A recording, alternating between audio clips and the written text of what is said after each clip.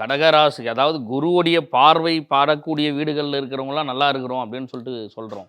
ஆனால் குரு வந்து உட்காரக்கூடிய கடகராசிக்கு வந்து எப்படி இருக்குது அப்படின்னு சொல்லிட்டு பார்த்தோம் அப்படின்னா, கொஞ்சம் மோசமாக தான் இருக்குது ஹெல்த் வைஸ் பார்க்கும்போது.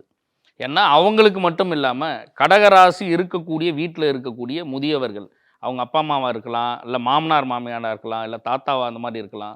அது மாதிரி அவங்க வீட்டில் இருக்கக்கூடியவங்களுடைய உடல் ரீதியான பிரச்சனைகளையும் அவங்க வந்து கவனம் வந்து செலுத்தணும் ஃபஸ்ட்டு கடகராசிக்காரர்கள். சின்னதாக ஏதாவது ஒரு பிரச்சனை அப்படின்னா கூட உடனடியாக அதுக்கான மருத்துவ முறைகளை வந்து அவங்க வந்து எடுத்துடணும். அதாவது குரு வந்து நம்ம இடத்துல வந்து அமர்ந்தாலும் நம்ம இதில் வந்து கொஞ்சம் கவனம் செலுத்தணும் அப்படின்னா, ஒரு சின்ன பிரச்சனை தான் நமக்கு வந்து பெரிய பிரச்சனையாக வந்து மாறும்.